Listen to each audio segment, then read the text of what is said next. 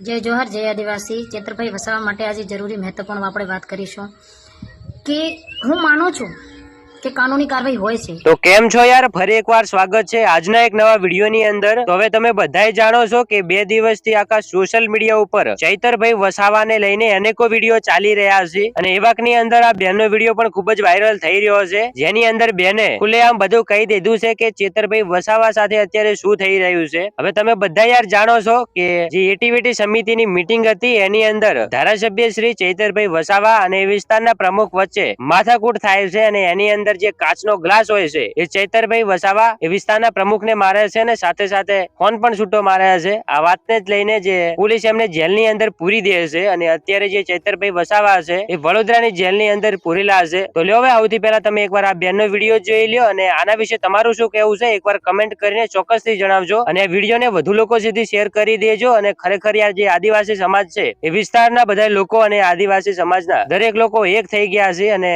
ચૈતરભાઈ વસાવાને full support કરી રહ્યા છે। તો હવે તમે કોને સપોર્ટ કરો છો એકવાર કમેન્ટ ની અંદર એ પણ જણાવજો। તો લે એકવાર આજનો આ બેનનો વિડીયો જોઈ લ્યો અને ખાસ તમારે આ વિડીયોને વધુ લોકો સુધી શેર કરવાનો છે જેથી કરીને બધાને ખબર પડે કે આદિવાસી સમાજના હવે બધા જ લોકો જાગી રહ્યા છે અને એની અંદર હવે આદિવાસી સમાજની જે દીકરીઓ પણ આગળ આવી રહી છે। તો લે એકવાર આજનો આ વિડીયો જોઈ લો।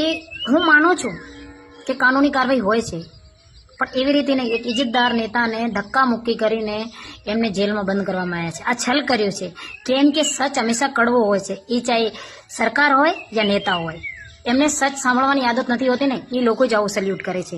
એક મુજરીમ સાથે એવું સલ્યુટ નથી કરતા, એવું એક નેતા સાથે સલ્યુટ કર્યું છે। એ આદિવાસી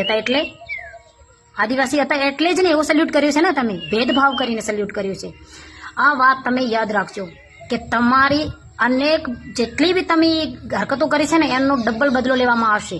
અને કોઈ બી શહેરમાં કોઈ બી જગ્યા કોઈ બી ગામમાં રહેતા હો આદિવાસીઓ તમારા માટે બહુ મોટો ચેલેન્જ છે કે તમારા ભાઈ માટે તમે લડશો।